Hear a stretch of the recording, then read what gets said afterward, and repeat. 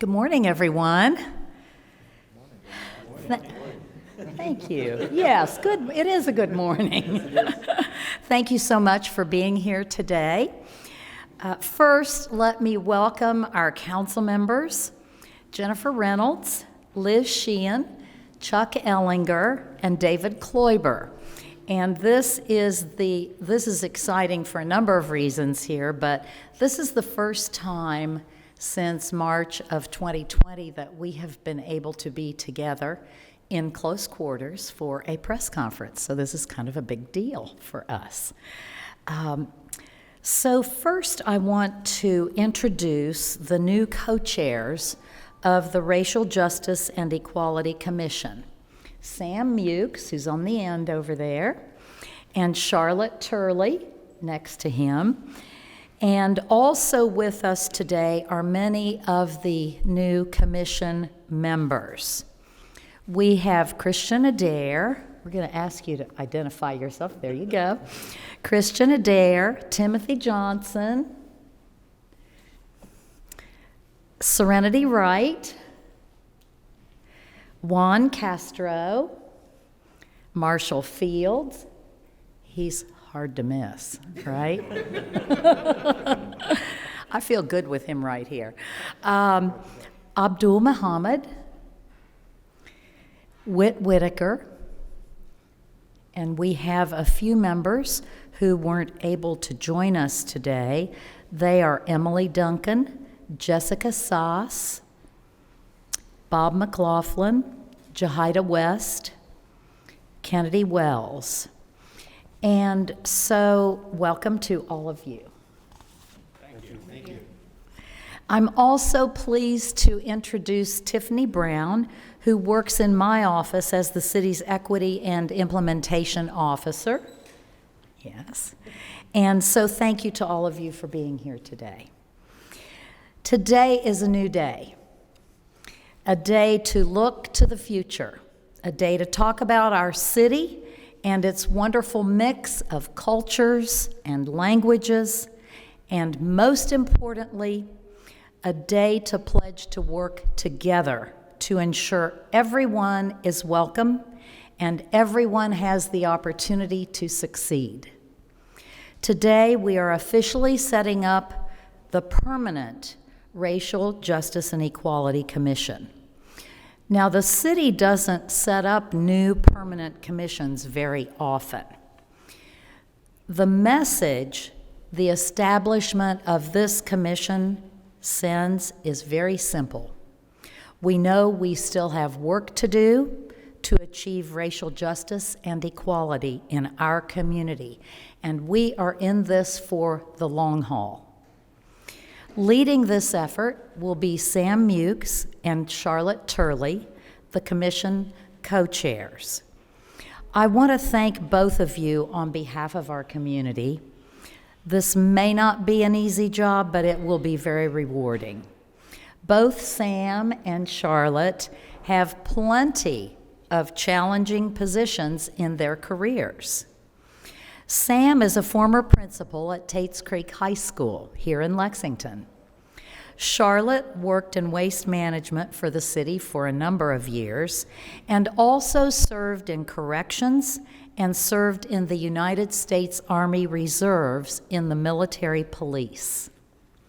So first, let's hear from Sam today. Sam, welcome to the podium. Can you take this off? You can take it off. Leave it off? You can take it off. Oh, okay. Well, good morning, everyone. I wasn't expecting to make a speech, but I want to thank the mayor for her confidence in me, first of all, to be on the commission, and then to have me to co-chair for this commission for the first year. I'm excited for our meeting that will follow this press conference so that I can learn more about the needs assessment that led to the creation of this commission, the overall objective and mission of the commission, and I'm equally excited to work with this group, many of whom I've worked with before, had as students, and gone to college with too, some of them. But I'm just excited.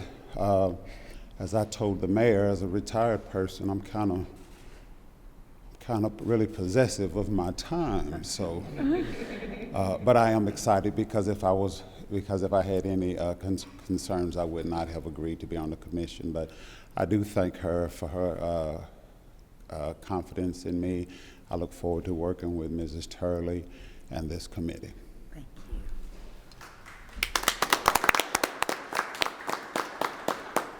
Thank you very much, Sam. Next, let's hear from Charlotte Turley. Charlotte, welcome back to City Hall. Good morning, everyone. I am really excited to serve in this leadership capacity, and if I can do anything to help enhance this wonderful city, just let me know. I'm just so thrilled to be part of this commission. Thank you. Wonderful, thank you. Thank you so much. Some of us fondly remember Charlotte as the Herbie cop. That's part of your history, right? Now it's my pleasure to introduce Tiffany Brown. Tiffany will be working with the new commission. She has already started work on implementing more of the original commission's recommendations, and Tiffany comes with some wonderful experience up in Cincinnati, and so I welcome you to the podium. Thank you, Mayor. It has been a pleasure working with the city and in the mayor's office around this commission around racial justice and equality. Just a brief point of a few updates that we have worked on. Of course, we have now submitted this commission for approval to council as the permanent racial justice and equality commission. We have added two civilians to the police review disciplinary review board and are now accepting nominations for that position. We are addressing health equity. One of the recommendations in the report from 2020 was to improve access to healthy food options here in Lexington. And so we have begun some community engagement sessions around how we will access healthy food options by exploring the idea of possibly a mobile grocery store.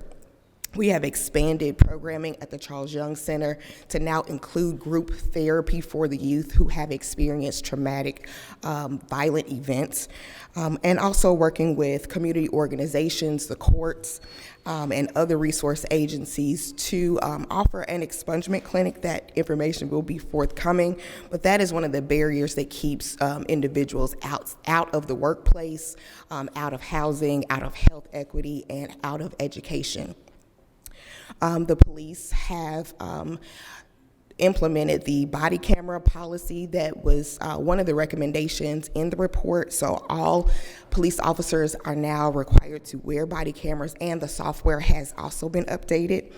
And shortly, in May, we should have the minority business disparity study completed. So there's been a lot of work that has been going on in the background for the Racial Justice and Equality Commission and the recommendations that came from the report in 2020. And I look forward to working with this commission to continue to do the work.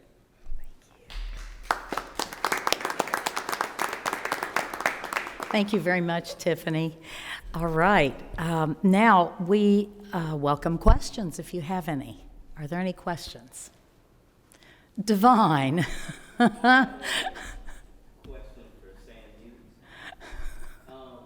Relative to your previous career as a dean of students, do you think this job will be more difficult than your job at Take Creek High School? I know you had some difficult students that you had to deal with. Was Divine one of your students? Aha, this question is a plant. I don't know that I would use the word difficult. I just think Sam, come to the microphone, please. I don't know that I would use the word difficult. This is 2022. I retired in 2017. The world right now is not the world that was going on in 2017. Yes, there are more difficulties, but there are more challenges, and that's never going to stop. So I would just think that everyone needs to have a progressive mindset in order to meet the challenges of today. There are a lot of things that are going on. When I read the news, I just don't understand. I don't understand how it got to be that way. So what's going on today is a result of fissures in the foundation that should have been laid many years ago. So yes, it's difficult, but it's just different. But we need to address the cause of the fissures in the foundation. Thank you. Thank you. We'll talk later about divine.